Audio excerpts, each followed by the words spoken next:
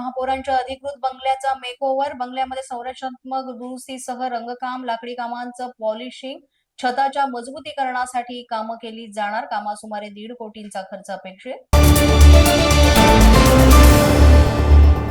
पुण्यामध्ये राष्ट्रवादी काँग्रेसची राज्यस्तरीय आधार बैठक संपन्न. बैठकीच्या बॅनरवरून तटकरे, चाकणकरांचे फोटो वगळले. पक्षातील अंतर्गत नाराजी उघड झाल्याची चर्चा.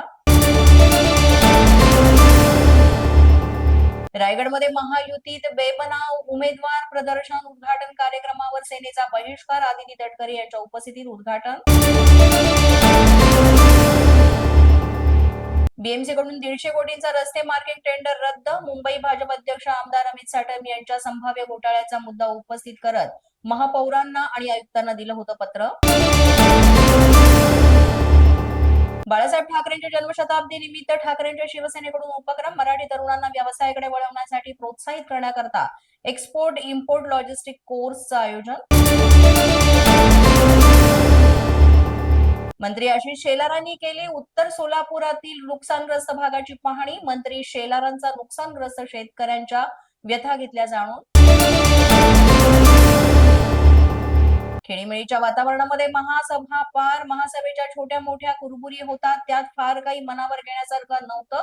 महासभेत झालेल्या वादानंतर महापौर अजित पाटील यांची प्रतिक्रिया. अमरावतीमध्ये शेतकरी कर्जमाफीच्या निर्णयाचं स्वागत. शेतकऱ्यांकडून कर्जमाफी आनंदोत्सव साजरा. बच्चू कडून करून शेतकऱ्यांना लाडूचा सन्मान. संदीप जोशी राजकारणातून संन्यास घेणार नाहीत.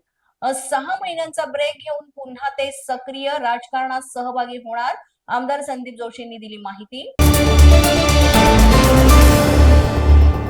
सरकारकडून भाजपच्या नरिमन पॉइंट येथील राज्य मुख्यालयासाठी अतिरिक्त 15,000 चौरस फूट जागा मंजूर. 1 जानेवारी 2025 ते 31 डिसेंबर 2054 कालावधीसाठी 30 वर्षांच्या भाडेपट्टा करार जागेस मान्यता. पोलीस माझा न्यूजच्या बातमीपत्रात आज इतकंच. तुम्हाला आमचं बातमीपत्र कसं वाटतंय याबाबत अवश्य अभिप्राय कळवा. यासाठी पोलीस माझा न्यूजचे युट्यूब चॅनल सबस्क्राईब करा. तसंच आमचं फेसबुक, इंस्टाग्राम आणि ट्विटर अकाउंट फॉलो करा. अधिक माहितीसाठी आमच्या www.policemazhanews.com या वेबसाईटला भेट द्या. आमचे अधिकृत प्रतिनिधी व्हायचं असेल तर स्क्रीनवर दिलेल्या क्रमांकांवर आजच संपर्क साधा. आजच्या बातमीपत्रात इतकंच. पुन्हा भेटूया पुढील बातमीपत्रात. तोपर्यंत पाहत रहा पोलीस माझा न्यूज.